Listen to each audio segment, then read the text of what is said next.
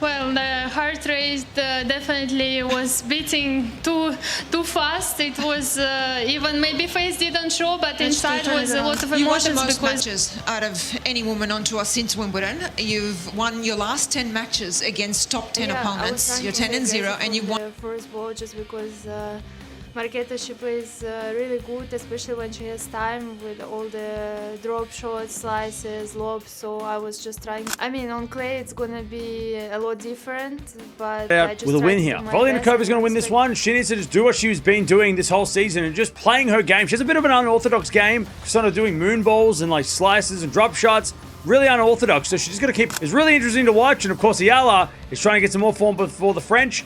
I'm going to go with Eala in 3 sets. I reckon this might actually be really tricky, and it might be. I think the game plan is still important because we both very aggressive, but of course we have our strengths and weaknesses, and I think I was following the tactic.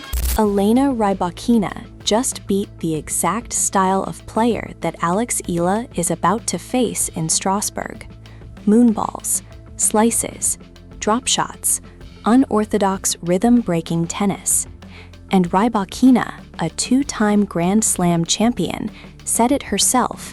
This type of opponent on clay forces you to adjust faster than you think. Eala hasn't played this opponent before. The ranking gap looks comfortable, but one analyst already said Oliynykova is very, very dangerous. Here is every reason why this first round is the most dangerous match of Eala's clay season. Eala versus Oleksandra Oliynykova, the first round matchup over in Strasbourg for 2026. And both players are looking for some form before the French Open. Oliynykova entered the tournament as number 68 in the world with a 12-win, 8-loss season so far. Her best result was actually in Cluj, where she made the semi-finals, eventually losing to Raducanu in 3 sets. Her best win, however, came in Rome, where she took out Towson, number 18 in the world. Her worst loss was actually in the qualifying of a challenger event in Antalya, where she lost to Toth, who was 264 in the world at the time. The results actually haven't been that bad. She did make a run in that same Antalya tournament after getting a lucky loser entry to the final, so that was on clay, and she also had a pretty good run last week, making the 3rd round of Rome. So really be interesting after coming through the qualifying how she's able to match up here. Eala entered the tournament is number 38 in the world with an 18-win, 12-loss season so far. Her best result was making the quarterfinals of Dubai, where she lost to Goff in straight sets. Her best win, though, came against Goff in Indian Wells, where she was number 4 in the world at the time. Her worst loss was still that Australian Open loss to Parks. It was 99 in the world at the time. Her form's actually not been bad. She had a good run in Rome, making the 3rd round, losing to Rybakina in the end, but has improved on her clay court season from last year, so we'll be looking to get some more confidence this week. These two have never played before, which is no surprise because these two are pretty new to the scene, at least Oliynykova is. Hasn't been playing this level of tournament and this sort of stage of tournaments very often, so it's going to be really interesting to see her. Ranked 68, 12 wins on the season, a semi-final run, a top 18 scalp in Rome, and a clay final appearance after entering as a lucky loser. Oliynykova is not a walkover. She is a clay season player in form, and the one thing she does better than almost anyone will decide this match. Can get out with a win here. If Oliynykova is going to win this one, she needs to just do what she's been doing this whole season and just playing her game. She has a bit of an unorthodox game, sort of doing moon balls and like slices and drop shots. Really unorthodox, so she's just going to keep playing that. It might frustrate Eala into making errors. If Eala's going to win this one, she's got to be patient because she has been playing some big hitters over the last couple of weeks on the clay.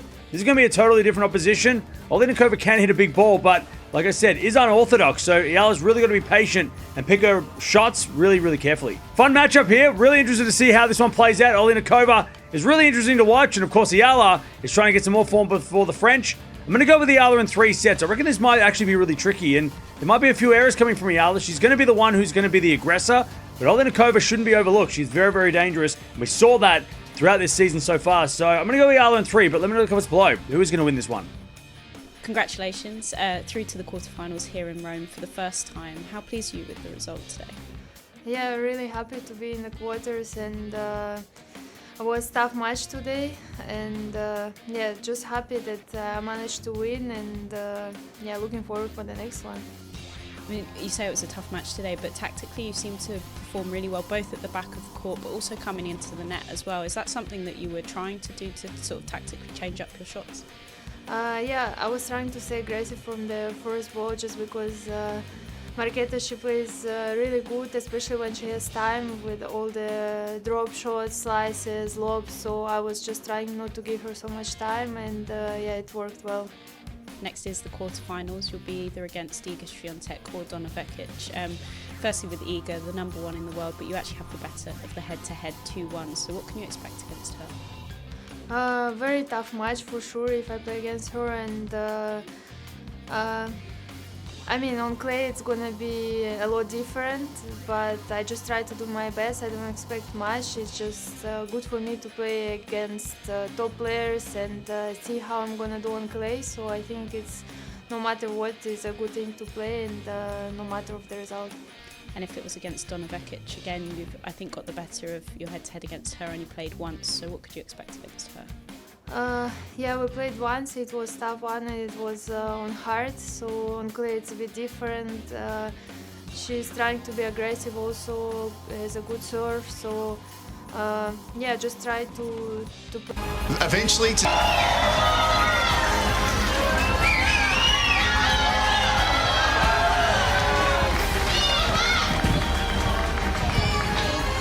This is always such a special moment to have the champion up here. The crowd, Elena, congratulations. Welcome to the set. We'll slide you across here so you're not hidden behind Daphne. Congratulations, well done. You're a Grand Slam champion a second time over, but you're first here at Melbourne Park. Oh, I don't know. I have no words, to be honest, now, and yeah, it's an incredible achievement. I'm super proud and thankful to my team for all the hard work we put in, and yeah, of course, thank you to you guys. Thank you. The atmosphere was really incredible, and yeah, I'm super happy. This is the standard. 2 Grand Slam titles, 20 wins from 21 matches, 10-0 against top 10 opponents. Rybakina is the benchmark of what peak clay season preparation looks like, and she just confirmed that even at her level, a rhythm-disrupting opponent nearly derailed her. Now place Eala in that same situation. And Elena, so many people in Melbourne have loved watching you play back in 2023 and now again tonight. Can we just talk a little bit about the match though? Because from 4-all to 3-love in the third set, I don't know if you know, but you only won 7 of 28 points. Oh, wow, that's not a good But I want to ask you about the positives, because we sit here and we see so much emotional, calm and composed Elena, but I guess, what did you think, and where do you think this match was won from that point on? Well, yeah, in the second set I think I was too nervous, and yeah, it was difficult to kind of increase the level, and it didn't go my way, and it took a long time to come back to the match, and I'm just glad that even being 3-0 down, I stayed there for each point, and yeah, I got some opportunities and I took them, and then very glad also that I managed to finish this match in that way. Sorry, I'm not allowed to touch the trophy, but are you okay to pull it towards me a little bit more? Yes, sorry, I'm not allowed to touch it, and we need to see all of you, so sorry. It's not because Casey wants to hold it and hold it up aloft. We just want to see our new champion. I want to ask you, when you were serving out the match at 5-4, you always look so emotionally composed, but what were you thinking? What were you feeling in that moment? Well, the heart rate definitely was beating too fast. It was even maybe face didn't show, but inside was a lot of emotions, because of course it was an opportunity to close the match, and serve is most of the time helping me, but of course when it's such a moment it was not easy, but I knew that that's the only advantage I have in this moment, so I had to serve it out, and yeah, just super happy. Heart racing, face showing nothing. Rybakina described her serve as the one weapon she could trust when everything else was uncertain. Eala's serve is one of the areas her own team identified as still developing. Against an opponent who thrives on disrupting rhythm at big moments, that gap becomes the whole match.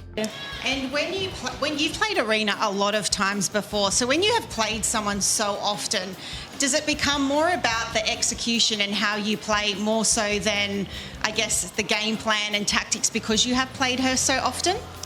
I think the game plan is still important because we both very aggressive, but of course we have our strengths and weaknesses, and I think I was following the tactic pretty well in the first set and even in the second, but of course Aryna, she's a very tough opponent, experienced, she changed some things throughout the match, so I had to adjust quicker, which I didn't do in the second, so in beginning of third, but I'm happy that also with the help of the team I kind of went back to the match and managed to turn it around. You won the most matches out of any woman on tour since Wimbledon. You've won your last 10 matches against top 10 opponents. You're 10-0 and you've won 20 out of your last 21 matches.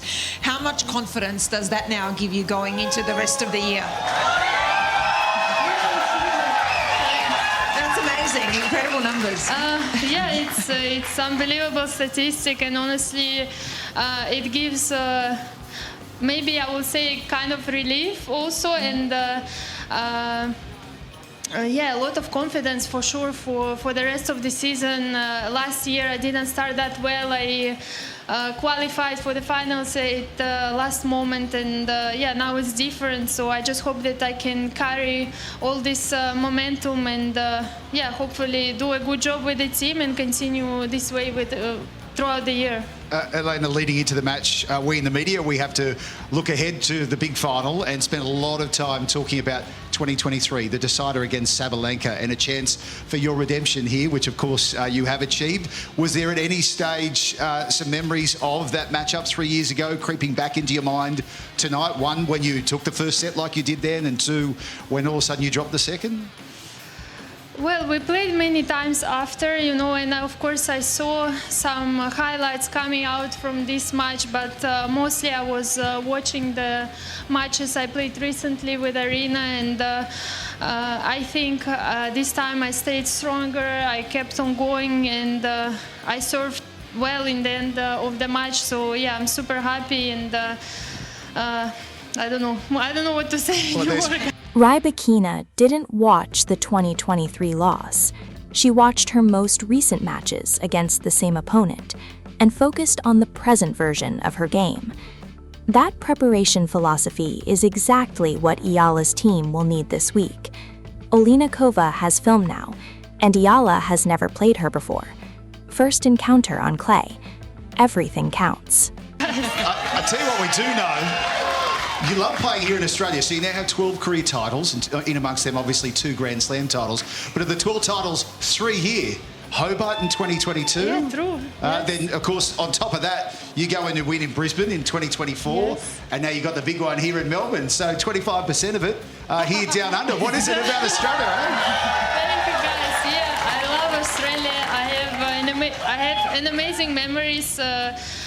Since I was a junior here, it was an amazing memories, and I'm just always happy to be back. It's a happy slam, and I feel this way, how the tournament treats the players, just overall the weather. I mean, everything in this beautiful country is amazing, and I'm looking forward to come next year. I have to ask you, you've won Wimbledon, you've also now won the Australian Open, and you will now hit back to world number 3 after this tournament. Goals, world number 1, but also Roland Garros and US Open now. Is that a massive goal for this year, to try and win the other 2? Well, of course, yes. But I will focus at all the Grand Slams, all the big events, and Wimbledon was amazing, first big title, and of course you want to win as more as possible. You're getting more hungry and more motivated, so And we saw some great pictures of you with your team tonight. We know how much everyone has to contribute to get you to play at your best, but who are some of the people that have contributed, from many, many years ago to now, that to give you the type of success that you're having at the moment?